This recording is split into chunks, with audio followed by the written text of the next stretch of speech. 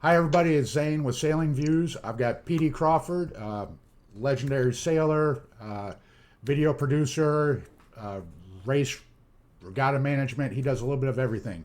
PD Crawford, everybody, here he is. So, how you doing, PD? I'm doing about as good as can be expected right now. So Yeah, I'm in Minnesota again, and we have a beautiful day. The weather's been really nice lately, so I'm not going to complain at all. yeah. At least you're not snowed in or completely shelled in by the weather. Other things are happening, but the weather's not hurting you. Right, could be that way in a day or two, but right now I'm going to enjoy the sun. Yeah, I hear you. It All is right. springtime after all. A lot of things can still happen. I got you.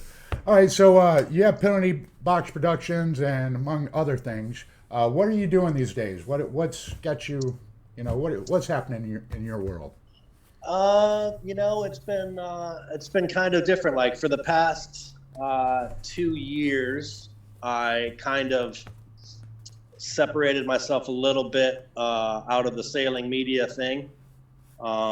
I ended up doing, I think it was 7 months on that Sea Shepherd ship in Yeah, the Gulf of California, doing all the media for them on that campaign, Operation Milagro.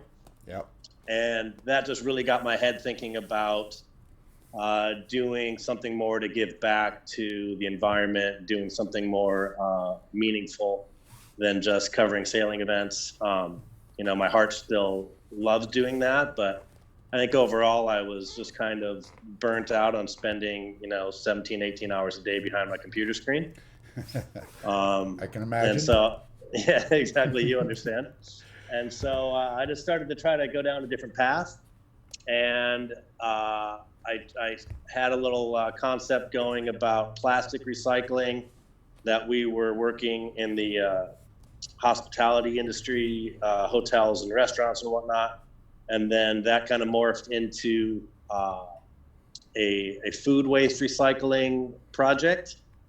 And right when we were getting a pretty good head of steam on that, all of this Corona stuff started to happen, and kind of shut all that down because our entire industry that we were going to be working with is not working right now. Hotels Yeah, aren't really open, restaurants aren't yeah. open, so That kind of changes the food recycling business just right off the bat. yeah, So, yeah. Like I mean, our main focus and market was hospitality and restaurants. So I'm yeah, kind of glad it didn't come together sooner because I'd be pretty screwed right now. We'd be sitting on really expensive machines in a really big warehouse and just yeah, bleeding cash. So yeah. I think everything kind of works out for the better, I guess. Yep, I got you. Well, I'm glad you're doing that. Somebody's got to step up and do good things for the environment. So I'm glad it's you, and I'm glad you're doing it.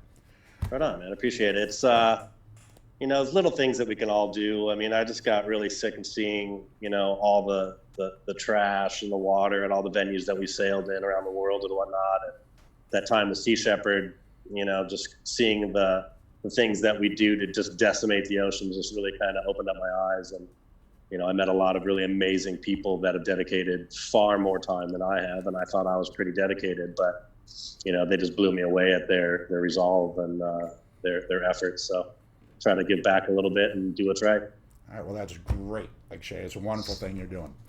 All right, so Thanks, now I'm sir. going to bring you back into the sailing world a little bit. Okay.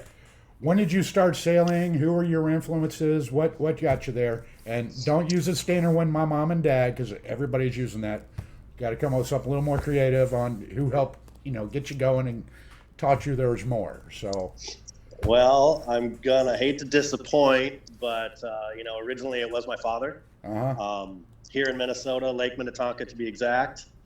He'd been sailing, his whole life, and he got me involved at a very young age. I think I was, sailing school probably when I was 6 years old or something around there. Yeah, But the good side of that is that we have had a lot of amazing talent that has come out of this lake.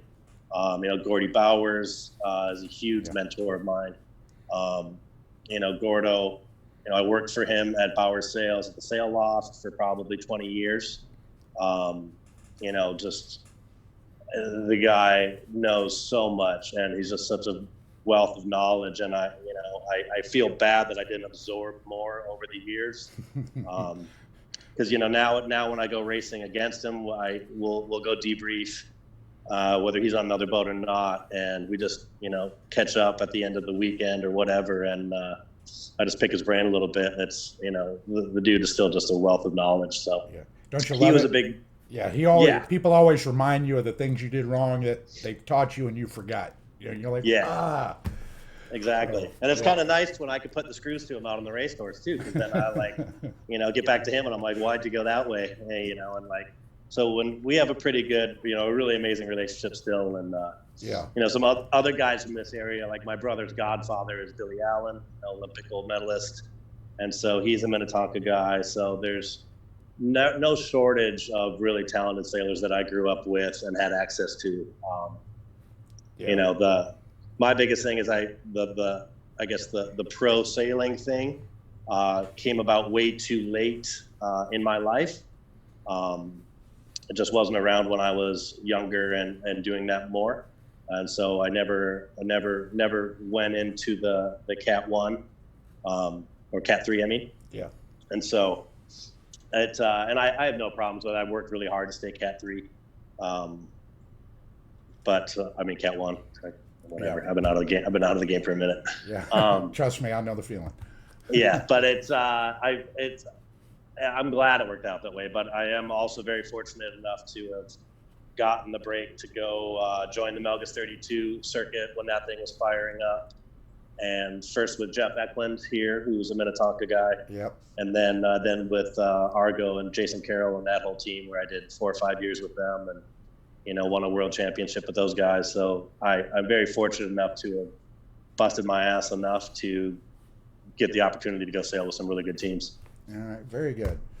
All right. So when did you think you were good? Like, say you start off as a kid. Did you suddenly have an aha moment and you're like, man, I'm really good at this? Or, how'd that... Dude, come I on. crushed it from the get-go. No, actually, I used to suck really, really, really bad. They would pull the marks on me. Like I'd be so far in last place. Like me and my neighbor would, he was my crew in expos, and we would just be cracking jokes, sailing around, like not even paying attention. And they'd be like, "Yeah, I'm 25. You can go in. You've been recorded." And we're just like, "What?" Huh? Looking around, like, who's talking to us? Oh, the race is over. Oh. Yeah, like, oh, okay. And, so a couple of years in like the junior fleet of that, I think ends when you're 15, and then you get kicked into the senior fleet. And I think my last year in the junior fleet, I started to just kind of really started to pay attention more. We had a lot of clinics, and my dad was the classic soccer dad in sailing.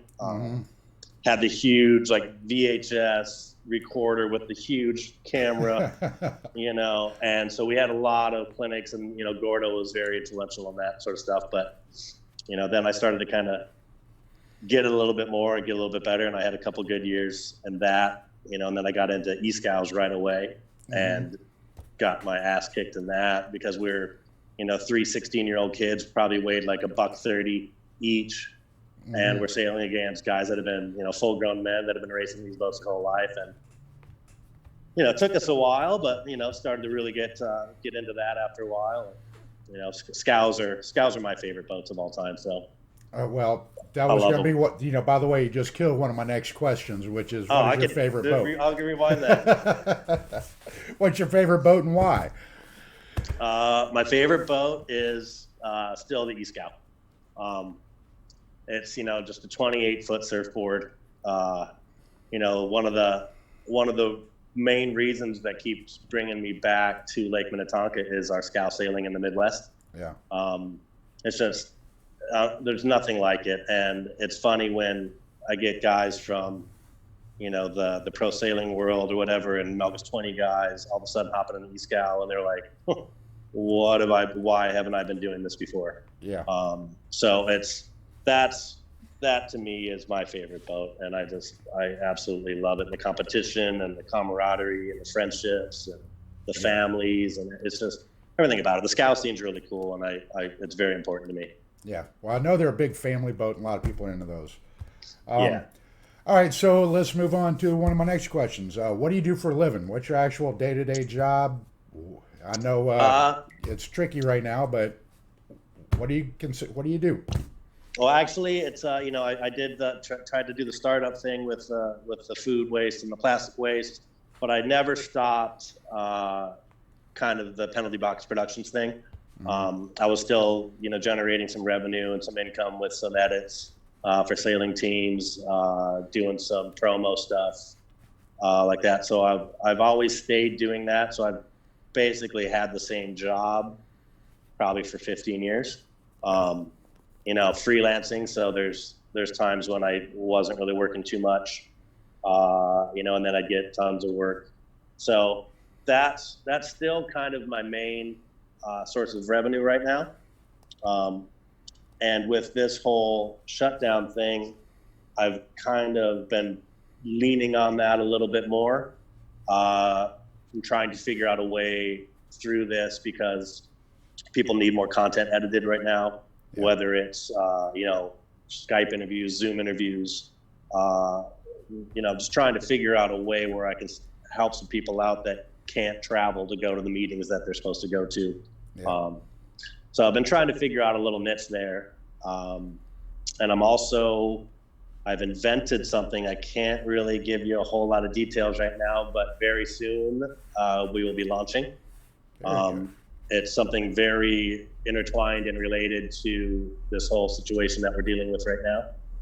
And I'm pretty excited about it. I've gotten my patent lawyer jumped all over it and like fast tracked getting that thing working. And so I'm putting in a lot of effort and money into that right now. And hopefully it's about ready to pop and we're all going to be giggling. So very good. I'll tell you more at another time. But yeah, there we go. We'll save that we'll save that interview for the success story down the road. Exactly. It's not sailing related. Let's say that. Okay, there you go. Because there's money in it. So it's not sailing related. Yeah, there's not much money in sailing. There's money that's being spent. Well, everybody thinks there is, but there really isn't. No. All right.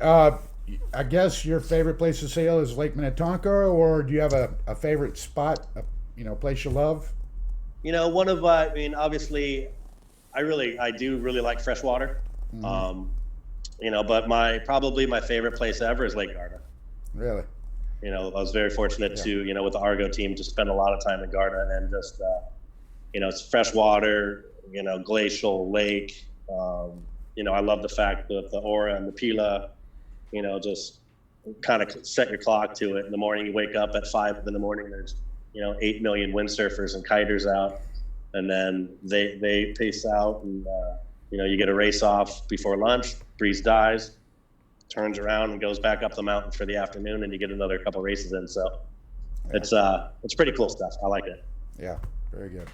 All right, so where do you see sailing going in the future? Now, I know you've been in it, away from it, back in it. Where do you see it going? Is it going to grow? Is it going to keep dying?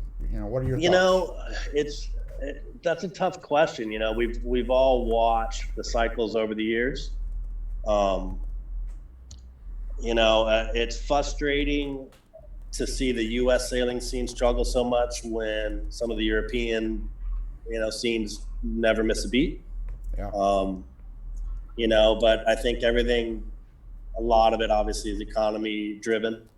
Right now, I think we're in a little bit of a problem area. Obviously just not even just from the regattas being canceled, but, I think a lot of people are losing that expendable income. And, there's a lot of guys that rely on this industry to pay the bills and, all the boat jigs and whatnot. And they're all fighting for the same nickel right now. Yeah. So it's, I hope we are able to get back out on the water soon enough and get some sort of normalcy back. But I think it's gonna be down for a little bit. I think hopefully it cycles back around. But yeah. I'm gonna keep doing it. I'll keep promoting it. That's all I can do. I'm kind of hoping with everybody being home locked for so long, I'm kind of hoping that when this all lifts, people would just go flocking in numbers and say, hey, I got to go sailing. And I'm hoping it might actually spark interest, but to be honest, you just never know where it's going to go. Yeah, it's weird because like we had very early ice out here on Minnetonka, and can't put the boats in to go sail. You Right. know, and so now the yacht club has just or the state kind of lifted a ban on some of the marinas and yacht clubs, so we can actually put boats in. But now they're trying to negotiate or navigate the path through the the social distancing and only sailing with your household members, which is probably 2% of the yacht club. Can only go sailing. Because they're always relying on some other outside crew So they're trying to figure out how to do that well, but everybody's just jonesing to get out there. But it's really, realistically, the ice wouldn't be going out till about now or even later sometimes. So we're just early, but it just feels like we're missing everything. Yeah. All right. So one of my next questions is, what's your best regatta or best event, best trip, best something? Something sailing related. What's your best trip? I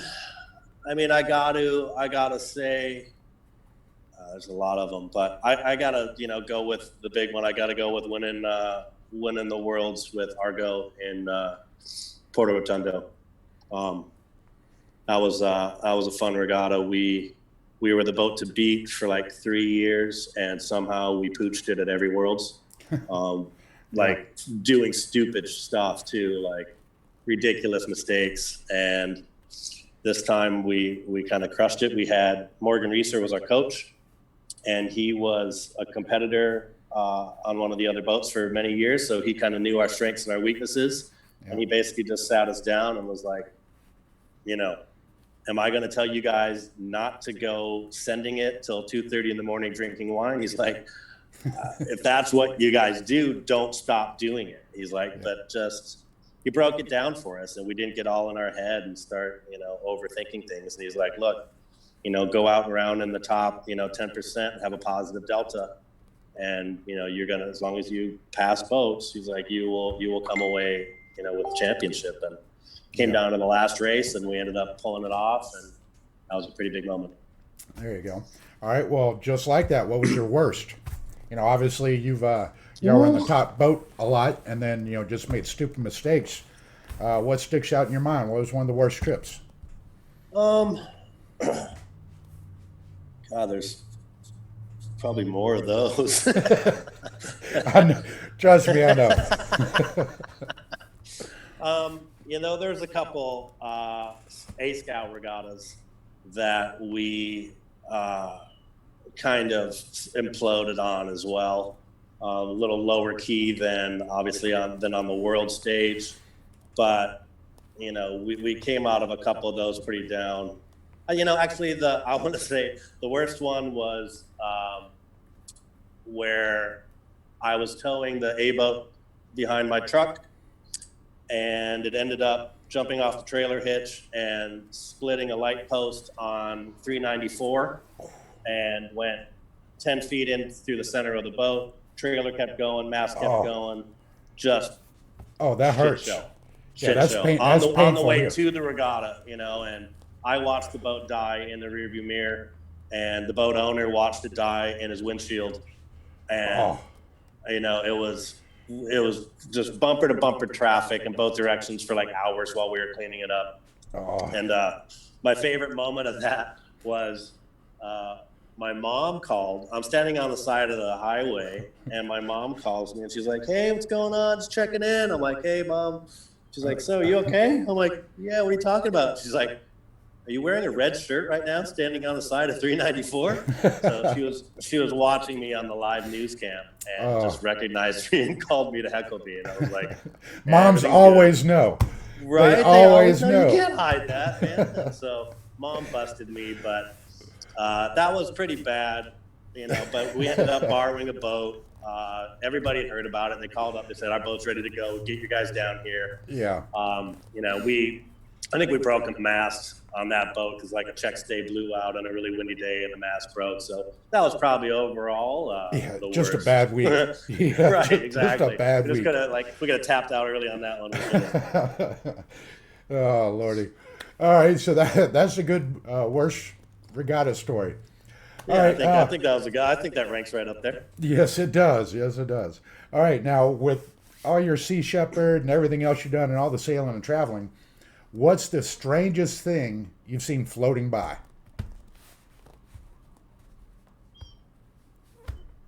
Hmm. Now, I hear a lot of strange things, condoms, turtles. I know I've seen a human arm, or at least what I thought was a human arm, Whoa. but That's I didn't really go back to look, but I swear it looked like an arm floating. So, I gotta say, like, probably one of the, I saw a lot of, I'd say sailing wise, with the Sea Shepherd, we saw a lot of death. yeah, Lot of death in the water, which was really disheartening at times. But I'd say sailing wise, I was sailing in Long Beach on far 40s, and we saw something in the water ahead of us as we were ripping downwind, and it was basically a pit bull that someone had, choked out and drowned.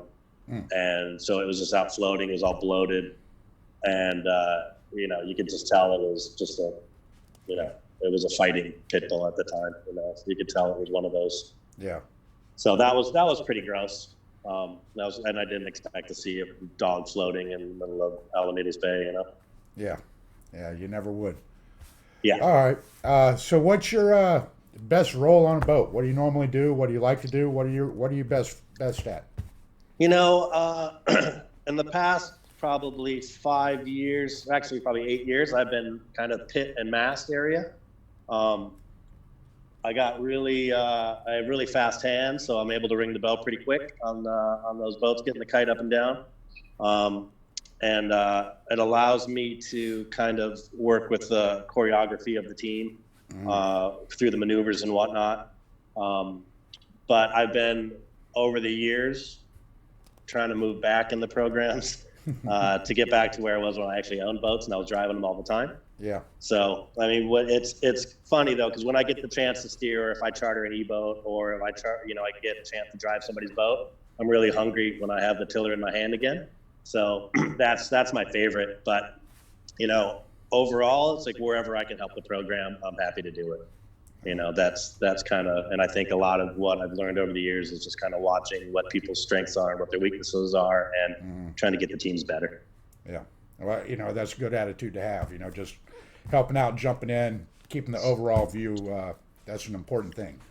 Yeah. I usually like, if I'm on a new team, I won't say dick on the first day. I just kind of watch everybody and see what's going on, and then I'll try to, I'm not one of those screamers and fist pounders that, needs to make change right away. Like, I just want to see what everybody can do well, and then constructively try to get the team up. Because I don't know if I'm sailing with them ever again or what, but I just try to find the strengths and weaknesses and make them all better. Yeah. All right. So with that said, are you an aggressive sailor, conservative sailor? How are you on the water? I'm pretty aggressive. I'm pretty aggressive.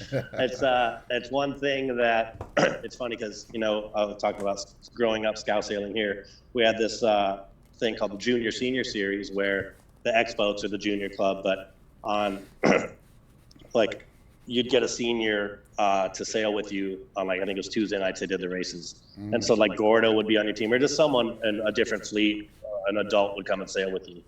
And I would always teach the guys that I sailed with how to kind of snake people at the leeward mark. I was like, look, these guys are going to tell you about sail trim and all this other sort of stuff. I'm going to tell you where you can gain 30 boats in one buoy rounding.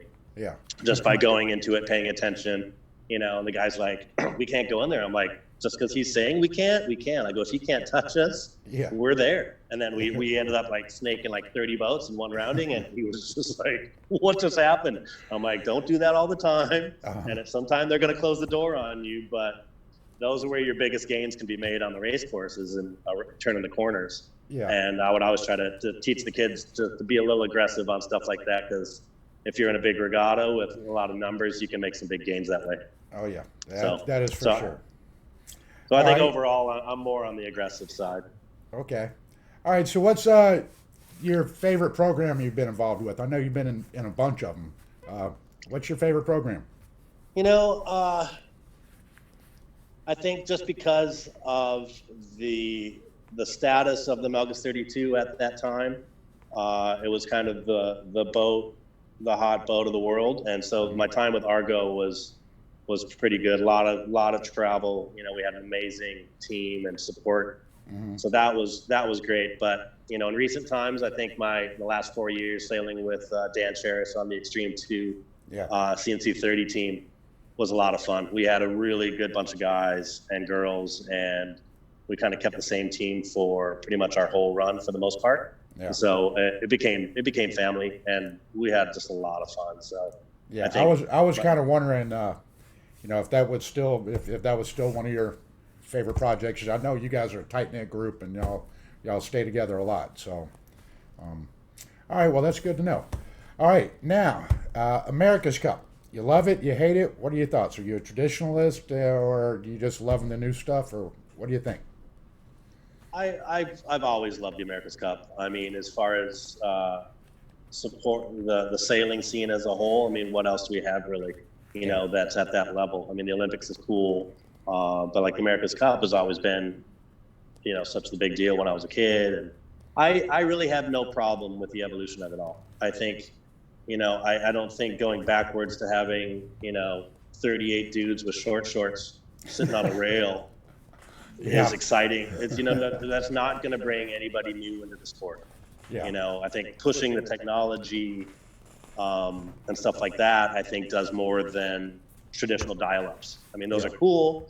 And I wish somehow that a little bit of that could be more, can happen more, but I think the technology advancements that are coming out of that stuff filters its way through all of sailing, and I think that's a huge bonus for all of us. It all filters down to everything that we're doing.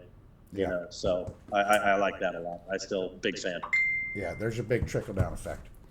Yep. All right, what are your future plans in sailing, or do you have any, or are you just going to focus on your business? What are your future plans? What have you got coming? I've been doing a little sailing in Arizona, of all places. With Victor? I met Victor though. Yeah. But yeah, out on Lake Pleasant sailing with my friend Brooke on her Santana 20. Yep. And it's been pretty fun. She's brand new to the sport, and is like the most geeked, full on, like way into it person I've ever met in the sport. So it's been kind of fun just going back to that lake where my dad sailed with me when I was a little kid, and just spending some time there and just kind of getting back to the roots. It's been a lot of fun, and being back here last summer in Minnetonka for the whole summer without traveling nonstop like I normally had for the last 15, 20 years was really nice, just to race scows and race, all the Minnetonka and YZ yacht clubs. Just to be home on this lake it meant a lot to me. I gotcha. All right. So we'll see where the business goes. We'll see how I can get how much time I get back out on the water. But yeah, I'm pretty focused on making some changes and finally making some money. Yeah. Yes, I can understand that feeling. And not traveling nonstop. That's another key. Yes, it is. All right. So, what do you think about women's sailing? I know your friend Brooke. I know she's new to it, but what do you think about women's sailing and their future? And what can we do to help, or do they need help, or you tell me? I think overall we just got to get them involved more. I mean, there's a lot of really badass girl sailors out there. I've grown up with some of them that I'd race anywhere with. Yeah. And I think. There's pros and cons to like the all girls teams and stuff like that. But I think overall, just getting them involved and getting them as part of your crew, helps tremendously. Give them the opportunity if they like it and they shine, great. Yeah. I think the ones that I've sailed with, I'd go anywhere. There's some amazing talent out there, and it doesn't really matter. Your sex, as long as you're doing a job that's suited for your strengths and your physicality. I don't care who you are, as long as you're doing your job well. Bring it on. I tend to agree. And if you want to peel down to a bikini, who doesn't like that? Nothing wrong with that either. Yeah. Right. I mean, it's nice when it's not mandatory, obviously, but like when people just go out there and are badasses and they're just like, dude, it's summer. I'm gonna wear what I want. Yeah. Rock it. Go for it. All right. So, what are your thoughts on growing the sport? How do we get new people into it? How do we grow it? Get people that are, just on the fringe or playing around. How do we get them more involved? I think as a whole, we just got to introduce it to more people, at the grassroots level. I mean, if you get people that are watching the America's Cup that have never sailed before and are geeked on these boats going that fast and crashing and whatnot, and you can get them on a boat and get them out there and having fun where they're stoked on it, I mean, that goes a long way. It's tough with the youth sailing side of it because there's so many other things for kids to do now. Yeah. It's tough keeping them, the ones that feel the stoke right away, they're all in, but there's guys that got like hockey and football and baseball and this and that and sailing. And it's like, there's just so many things for kids to do now. It's hard to keep them stoked. And then the financial side of it obviously comes into play when they get out of college. But, yeah. I keep telling those guys, like, when I was a kid, nobody told me I could sail around the world. Yeah. When I was a kid, like if I stayed with the sport. And, that's one thing I try to tell the kids in the sailing school that I, interact with. I was like, I've traveled around the world racing sailboats, and had someone told me that, I would have been a lot fired up a lot sooner. But, I think we just got to get them on boats that are fun. The Melgus 24 is a great boat for that. Yeah. So I think, you can't take them out on, just non-sexy, unfun boats. Sailing's kind of boring for us even. Yeah. You can't put, someone, I don't want to name boat names. I'm not gonna haze anybody. I'm not gonna haze any class right now, but I think my opinions are widely known. But I think just getting them in exciting, fast, fun boats does a lot. And getting them with the right people so they don't go out and just get screamed at and go, I'm never doing that again. This was weak. That sucked. I just got yelled at by some dude. I'm not coming back. Yeah. So. All right. So with all that said, what's your best advice for new people? I think just, there's a lot of situations like yacht clubs. They have like a crew table for beginners to go sit at. Mm-hmm. I think there's pros and cons to that because you end up going out with some real nutters sometimes that will scream at you and will put your life in danger. And, kind of maybe engage with someone and do a little due diligence before you just go out with someone. Every time someone asked me to do that, I was like, don't go sit at that table. I'll plug you into a team where at least I feel comfortable with them going out racing with somebody, because I don't want to drive people away from the sport. I want people to have fun with it and stay in it. So if I can help place them on a team that won't deter them from achieving that, then I'll do that all day. Yeah, I know. One of my thoughts are just walk up and ask. Just if you're new to it, walk up to people and ask, and you can get on a boat. But for sure. Like you said, sticking them with just the wrong people sometimes is worse than them not asking. So, yeah, I mean, taking the initiative like that is great, but sometimes you're going to learn the hard way. Yeah. I've given some information, to friends over the years. Are like, what do you think about doing a delivery with this guy? And I was like, no. Yeah. I actually said no to my first thing on Sea Shepherd. I was supposed to deliver their sailboat from, I think it was basically from Ensenada to San Diego. Mm-hmm. And then they called back a week later and the plan had changed. It was going to go to Hawaii. And I was like, I'm out. And they're like, what do you mean? Everybody wants to do that trip. And I'm like, I'm not sailing across the pond with people I have no idea, volunteers. I don't know if they know how to sail. Like, I don't know the boat, so, I would do that again now that I know some of the people involved. Yeah. But just make sure that, you could die anywhere on the water. You don't have to be in the ocean to do it. So just, going into it with a little bit of caution is not a bad idea. Yeah. Okay. So here's our final question. Anything all else? Right. You've heard all these questions. Do you have anything else to add? Anything you want to address? Anything you want to throw out there? I would just say that, and this is kind of along the lines of what I've been working for with the environment and whatnot is, I really wish that yacht clubs would take a more active role in trying to protect our waters. Plastic use, trash, all that sort of stuff. I mean, this is our playground that we've been using our whole lives. Our livelihood is spent on the water, and we're all guilty of trashing it a little bit. Yeah. Bring in, just flats of water bottles out instead of just getting, reusable water bottles that you can refill. I just wish yacht clubs would kind of lead the charge a little bit more, and that's something I've been working on. I had something going that was going to happen this year, but with yacht clubs kind of shut down right now, I don't think it's going to happen this summer. But it was more of a kind of a global initiative. I wanted a bunch of yacht clubs to join together and have like an online party, all at the same time, streaming live, where we could interact with people from different parts of the country, different parts of the world. Yeah. And just kind of all with the thing of raising awareness about plastic pollution and stuff like that, because it's bad out there, and it's only gets worse. We produce way too much of this stuff a day. It's a great product, but it lasts forever, and once it goes in the piss, it's there. Yeah. So I think if everybody could just do better on that, then I think we're all going to enjoy the fruits of that later on. I hear you. All right. Well, off my soapbox now. Off your soapbox. That's all right. You can stay on it all you want. All right. Well, thanks, Petey, everybody. This is Petey Crawford, Penalty Box Productions. Great guy.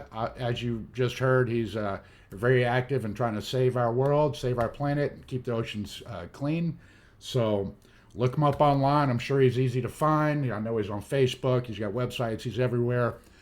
Petey Crawford, everybody. And thank you, Petey. And right on. Thank you very much. It was fun. I'm glad I got that random message, because it was good talking to you, man. Yeah, thanks for doing this. Yeah, it's always good. And by the way, everybody, like, subscribe, do all that fun stuff, help the channel grow. And with that, that's it. Over and out, and bye-bye. Right on. Peace. Peace.